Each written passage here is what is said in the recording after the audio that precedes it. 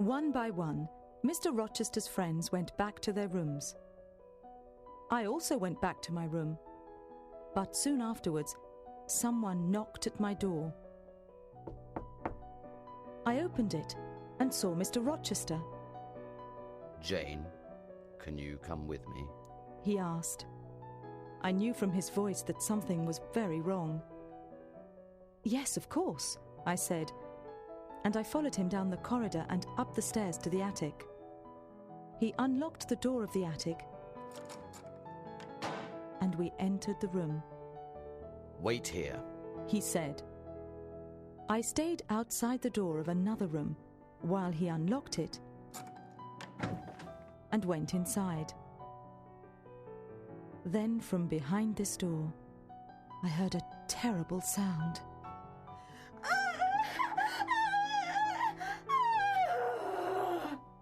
It sounded like a wounded animal crying with rage. Once again, I heard that cruel, frightening laugh. Was Grace Poole inside that room? Mr. Rochester came out and locked the door again. Are you afraid of the sight of blood, Jane? He asked me.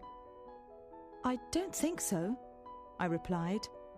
Then come into the room with me, he said.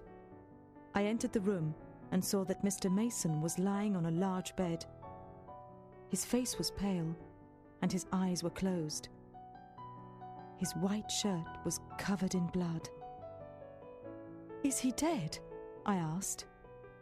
No, Mr. Rochester replied.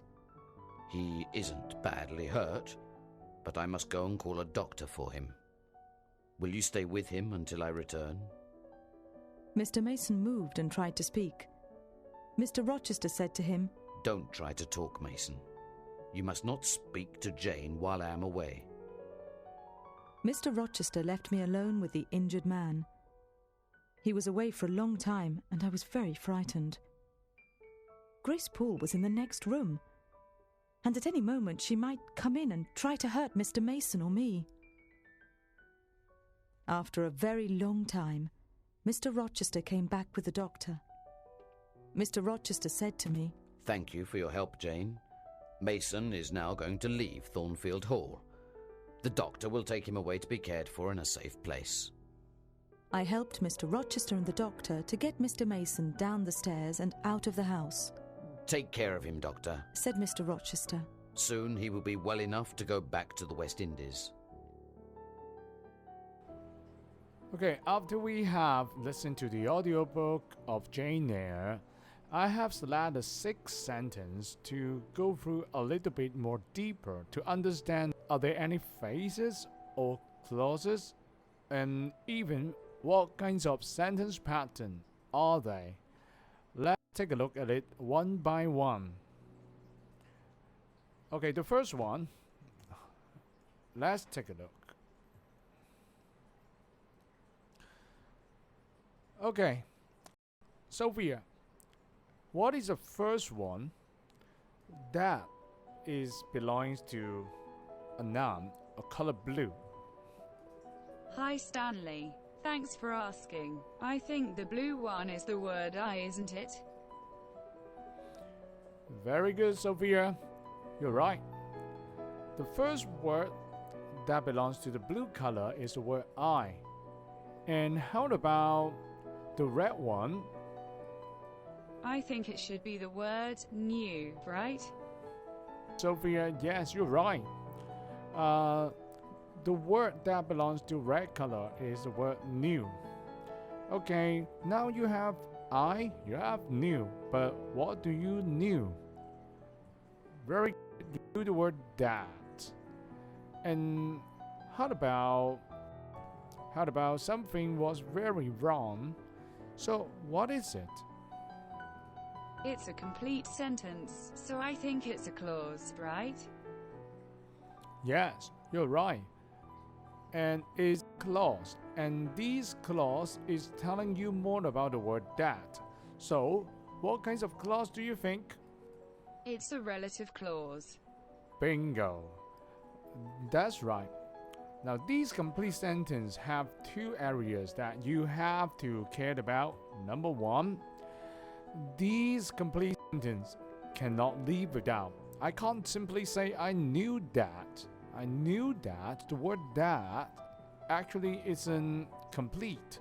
So you have to add extra information. So something was very wrong is the missing piece. And also, it's a clause, and it's a relative clause, and function as an adjective. These adjectives telling you more about the word that. Very nice. Now how about from his voice? These actually is composing by a prepositions from and another noun, his voice. So what do you think? I think it's a green color, which means it's an adverb. Am I right? Very good, Sophia. The phrase from his voice is a green color. And green color means an adverb. And this adverb is a prepositional phrase telling you more about knew. How do you knew it? From his voice. Very good, Sophia. Now, we are very clear about there is a blue, red, blue, and a border yellow. So what sentence pattern do you think this sentence belongs to? I think it's a pattern 5, right? Very good, Sophia. You're right. This sentence, I knew from his voice that something was very wrong, is a pattern number 5. However, if we treated this whole part that something was very wrong as a non-clause, the pattern will be a little bit different. It will be a pattern 3. Got it, Sophia? Okay, I understand now. Okay, then we move on to the next question.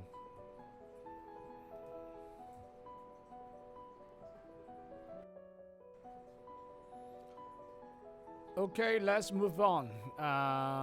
We are going to question number 2. Sophia, I think you should speak a little bit louder, couldn't you? Okay, isn't it loud enough? I think it's better. Okay, then we continue. The second sentence, I stayed outside the door of another room while he unlocked it and went inside. Sophia, which one is the first blue? I think it's the word I, right? Yes, you're right. And you can also know that the red color is the word stay.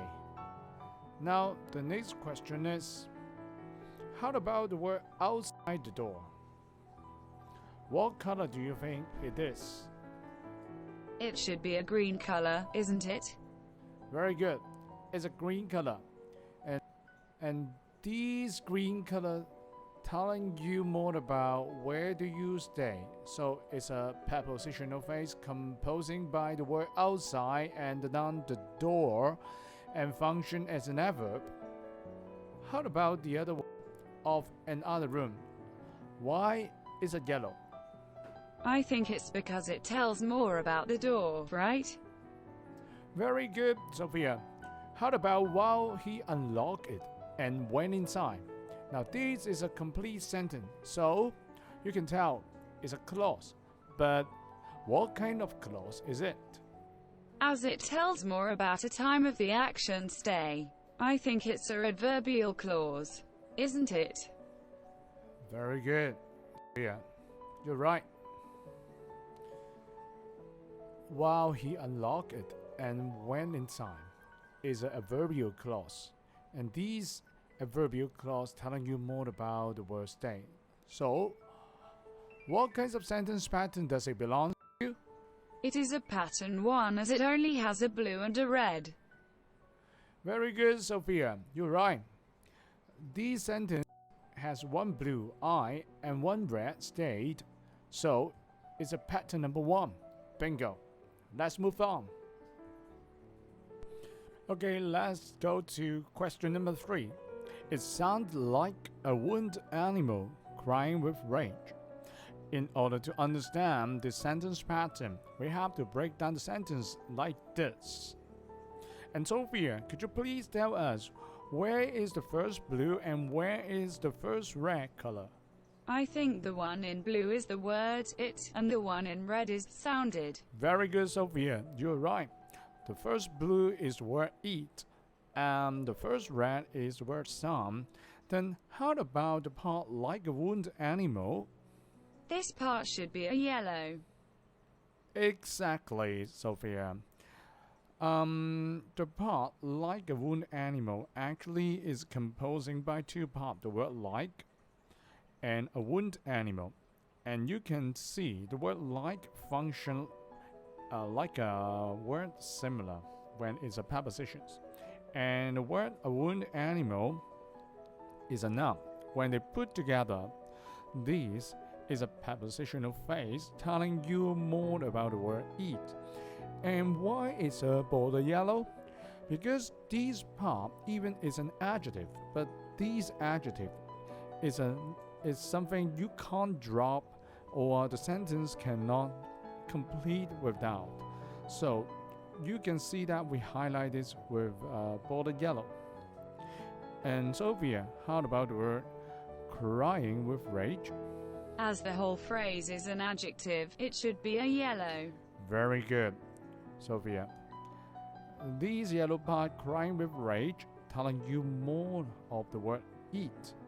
And this is a participial phrase explain more about the animal.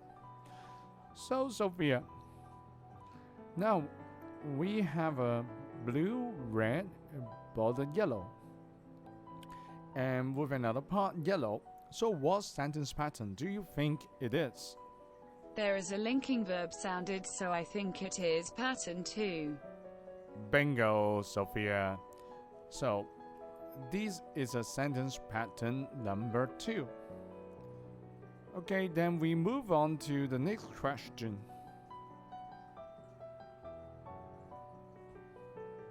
Question number 3. I saw that Mr. Mason was lying on a large bed. To understand this sentence, we have to break down into different parts like this. And the first part of the blue color and the red color should be the word I and saw. And what is something that you really saw is the word that. Okay, Sophia, how about the part Mr. Mason was lying on a large bed? What do you think it is? This is a complete sentence and has been used to tell more about the word that. I think it's a yellow and it's a relative clause, right? Bingo, Sophia. As this whole part is a complete sentence, Mr. Mason was lying on a large bed, and it is telling you more about the word that. So it's a clause and is a relative clause. Function as an adjective. You're right. So, what sentence pattern do you think it belongs to? It has blue, red, blue plus a border yellow. I think it must be sentence pattern 5, isn't it? Very good. This sentence belongs to pattern number 5. Alright, let's move on to the next sentence. Okay, the sentence, you must not speak to Jane while I'm away. To understand this sentence, we break it down into something like this. And the first blue color must be the word you, and the red color must be must not speak. And Sophia, how about the phrase to Jane? What do you think? This phrase composite with the preposition to and a noun Jane. It's a prepositional phrase, functions as an adverb to tell more about the verb must not speak. Am I right? Very good, Sophia. The phrase to Jane is telling you more about must not speak. and is a prepositional phrase function as an adverb. You're right. Then how about the clause while I'm away? What do you think? This part is a clause and it tells more about the verb must not speak to. So I think it's an adverbial clause. Very good, Sophia. These clause while I'm away function as a adverb and is a adverbial clause. You're right. So what sentence pattern is it? As we do not count the green part, it only has a blue and a red part. So I think it is pattern number 1. Very good, Sophia. It's a pattern number 1. Alright then, we move on to the last question. So, the last question. The doctor will take him away to be cared for in a safe place. So to understand this question, we break it down in this way. And the doctor and will take away is the blue part and the red part. But who will be taken away is the blue part him. Sophia, how about the other part? To be cared for. What do you think? This phrase starts with the word to and follows with the verb be. It's a to infinitive phrase and functions as an adjective to tell more about him. Very good, Sophia.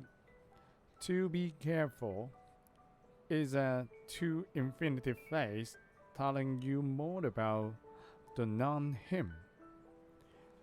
Then how about in a safe place? This part starts with a preposition and follows by a noun.